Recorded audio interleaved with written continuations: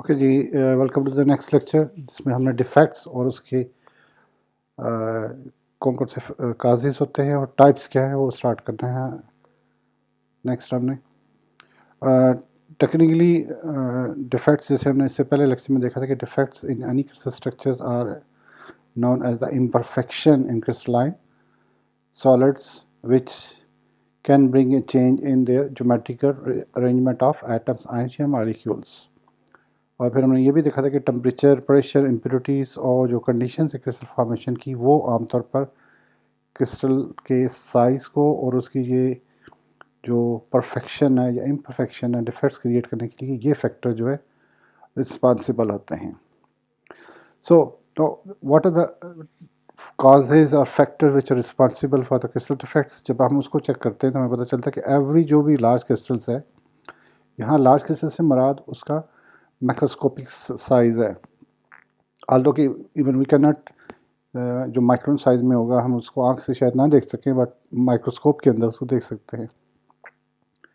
So every has some defect in the arrangement of constituent parts.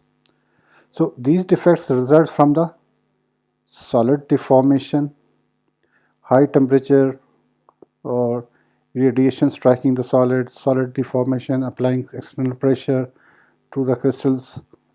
So these are actually different factors which are responsible for this defects create करने के लिए। अब उस वजह से क्या होता है कि क्रिस्टल्स के अंदर जो अरेंजमेंट ऑफ एटम्स है उनमें इरेगुलरिटीज़ आ जाएंगी। Irregularities in the arrangement of constituent particle causes defects. तो डिफेक्ट्स देखा ये गया कि increase as the crystallization process increases, और जैसे क्रिस्टलाइजेशन प्रोसेस एक्चुअली तो फॉर्मेशन प्रोसेस होता है, तो जितना उसको आप टाइमिंग ज़्यादा देंगे ग्रो करने के लिए उतने ही ज़्यादा उसके अंदर डिफेक्ट्स ज़्यादा आएंगे।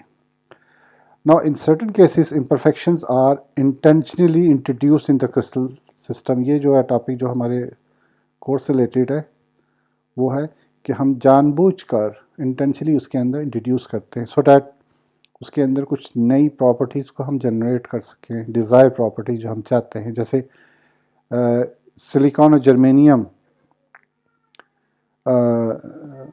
इनकी जो कंडक्टिविटी है, हमें पता है कि ये सेमीकंडक्टर है, but we can increase their conductivity by intentionally adding arsenic and antimony as impurities। तो ये जब जाएंगे अंदर उसके मैट्रिक्स में, so they will cause in fact defects। So this is actually known as the doping, जिसको हम टेक्निकली फिजिक्स में या केमिस्ट्री में पढ़ते हैं, और and it is used in semiconductor। so जब हम इसका जो बेसिक पर्पज़ होता है कि हम इसके अंदर कंडक्टिविटी को इंक्रीज़ कर सकें।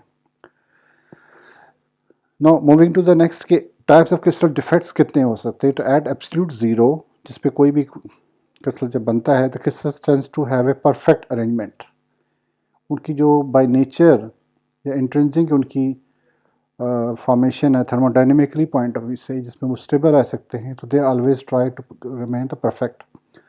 But as the temperature increases the vibration of ions in their lattice side increases and the ions may jump out of the crystal lattice giving imperfection। This is the one of the reason कि जैसे temperature बढ़ेगा तो imperfection भी increase होती है, क्योंकि जो cations और एनाइंस हैं वो अपनी जगह से डिसलॉज हो जाते हैं। तो इन परफेक्शंस को हम डिफेक्ट्स कहते हैं, यानी उस सेंस में।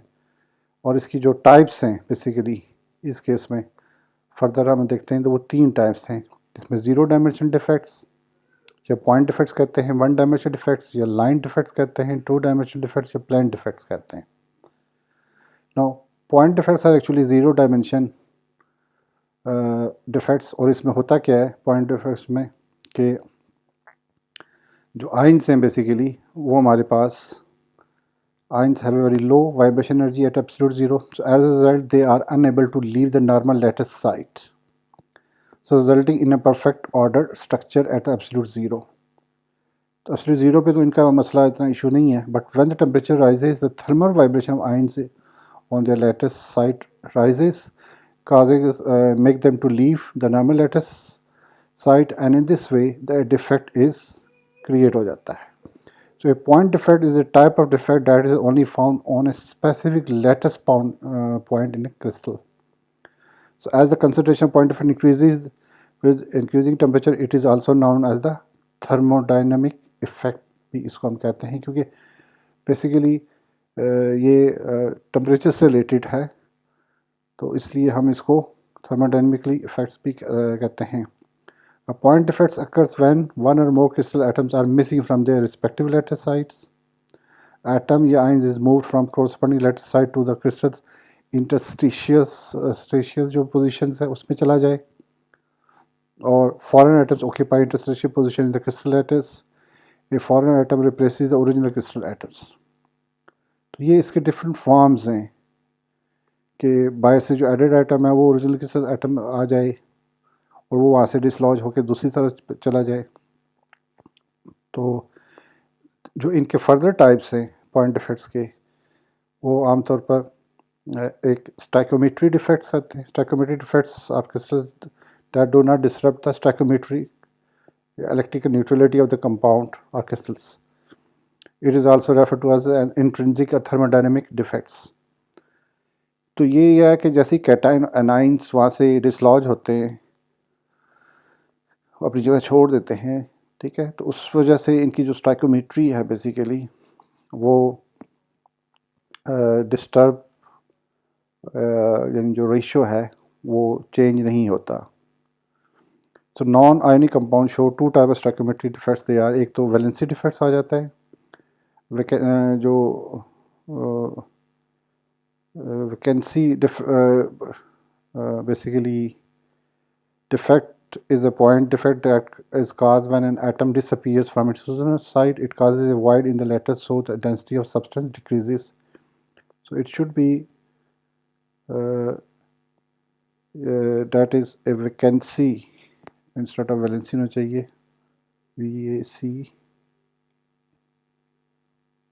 VACAN, vacancy defect.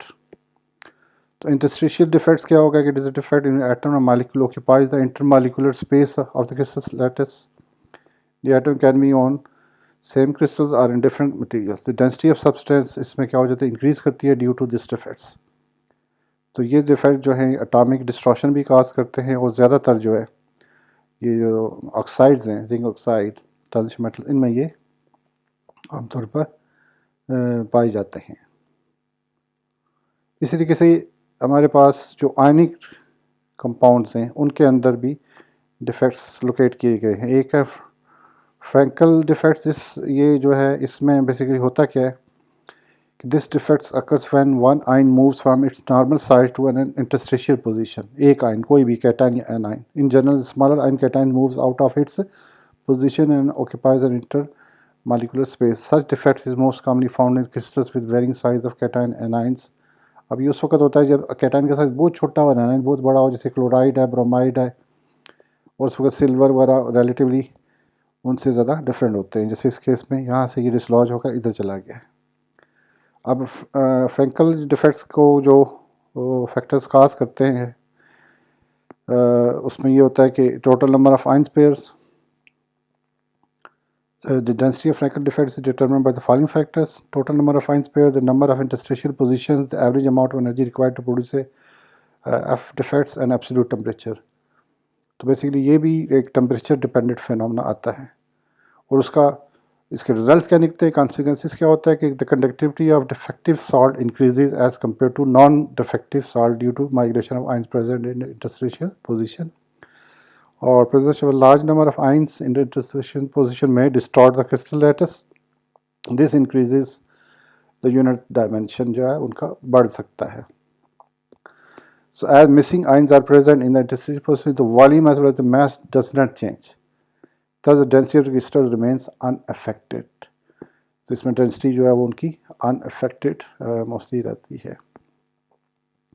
जो शॉटके डिफेक्ट्स है ये भी आयनिक कंपाउंड में पाए जाते हैं. डिफेक्ट इन विच इसमें होता है कि both cation anions are lost from their respective normal sites and create a pair of यानी जब वो निकलेंगे तो वहाँ पे एक वैकेंसीज या होल क्रिएट वो कर देते हैं. So this defect is named after German जो फिजिशियन था वाल्टर शॉटके, उसके नाम पे है. और इसमें ज़्यादातर ये उनमें देखा गया है कि जिनके अंदर कैटायन और आयन के साइज तकरीबन कंपेरेबल होता है। तो शॉर्ट के typical appear when an ionic compound crystal is heated, ये हीट पे मोस्टली होता है। Heat causes the temperature to rise which results in an increase in thermal vibration with the crystals. As a result, the voids are created on the crystals. और इसको जो factor effect करते हैं वो उसी बेस पे जो डेंसिटी ऑफ शट के defects is in number of ion pairs कितने हैं पर the average amount of energy required और टेम्परेचर जो उधर थे वो इसमें भी यही हैं।